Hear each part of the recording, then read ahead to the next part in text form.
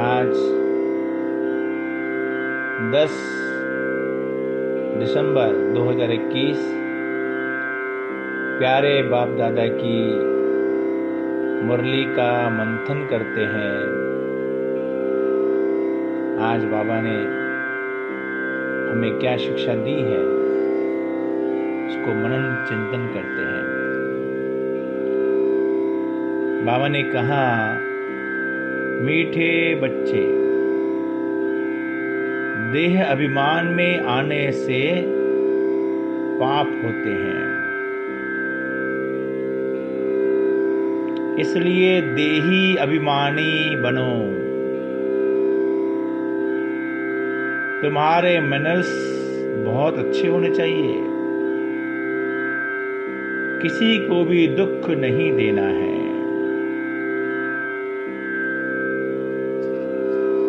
देह अभिमान ये ऐसा एक अज्ञान है, देह अभिमान, जिसे हम आत्माओं से बहुत पाप हुए हैं। सतयुग में हम सभी देही अभिमानी थे। सतयुग, त्रेता युग, 2 युग कोई पाप नहीं किया। क्यों?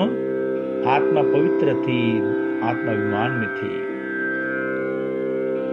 लेकिन जब आत्मा आती द्वापर में आई, देहाभिमान में आ गई और भूले होना शुरू हो गई। सबसे पहली भूल क्या हुई?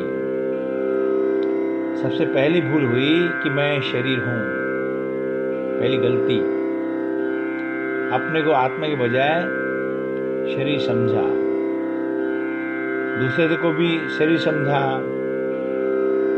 तो जब देह समझ के देह को देखा तो स्त्री पुरुष का भान आया। ये स्त्री है, ये पुरुष है। ये देह भान जिससे काम, क्रोध, लोभ, मोह, अहंकार, विकार उत्पन्न हुए और पाप होना शुरू हो गए, क्योंकि आत्मा अपने आप को भूल गई। ये सबसे बड़ी गलती हुई हम सभी से, हम आत्माओं से। अपने आप को आत्मा के बजाय हम शरीर समझ लगे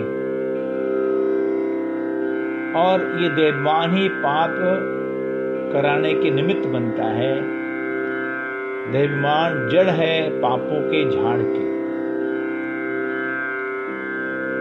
सारे पाप, सारी भूलें एक ही भूल से हुई, वो है देहाभिमान में आना। तो बाबा बार बार हम बच्चों को शिक्षा देते हैं कि बच्चे अब देही अभिमानी बनो, अर्थात अभ्यास करना है कि मैं आत्मा हूं।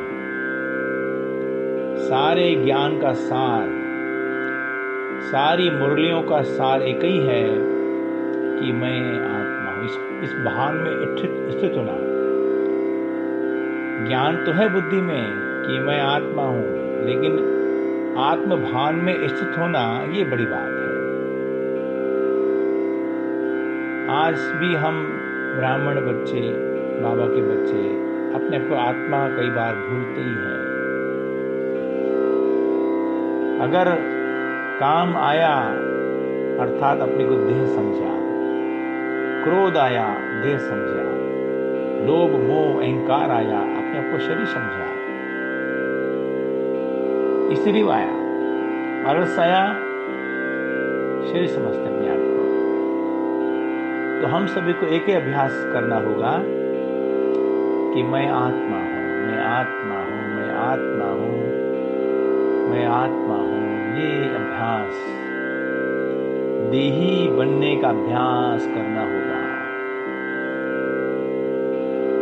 बार बार कोई न कोई स्वमान लेकर के हम अपने आप को आत्मा समझें, अपने आप को सिखाएं, समझाएं।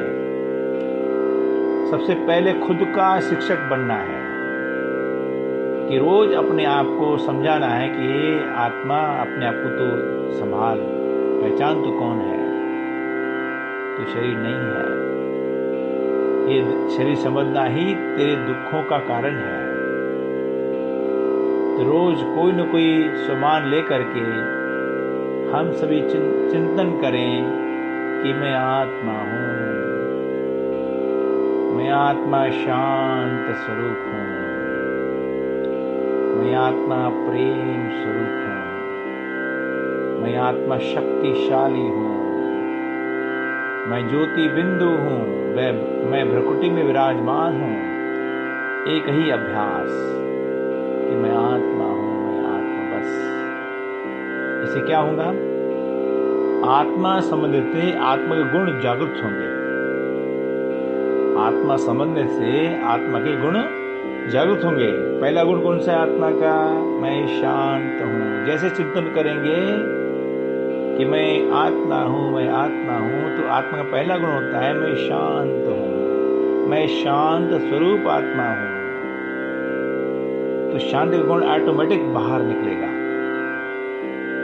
मन शांत होगा, मन एकाग्र होगा। आज मनुष्य का मन भटक रहा है, हजारों विचार चलते हैं दुनिया के, लेकिन अगर आत्मचिंतन करते हैं तो आत्मा का पहला गुण हमें प्राप्त होता है, मैं शांत हूं। तो क्या होगा?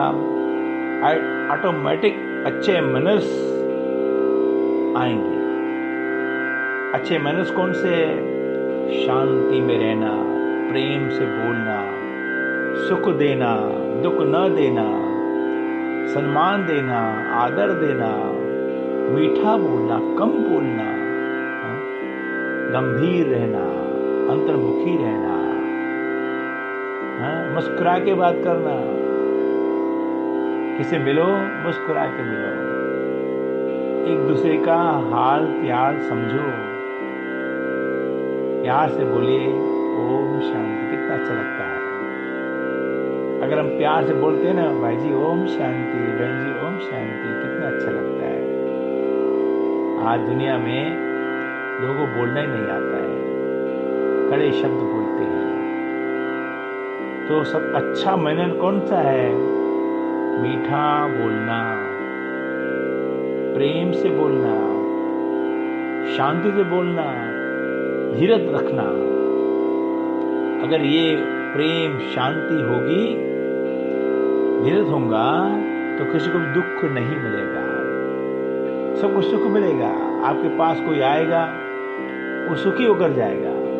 आपने कुछ दिया नहीं है उसको, कोई धन नहीं दिया है, कोई और कुछ नहीं दिया है, केवल आपने मुस्कुरा के उससे बात की है प्रेम से, ओम शांति, वो खुश हो जाता है। दुनिया को क्या चाहिए?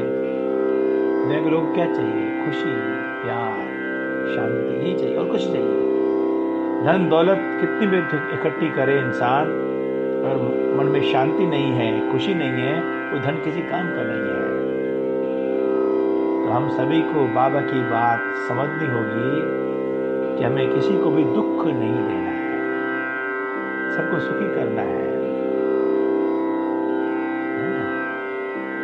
अच्छा, ओम शांति।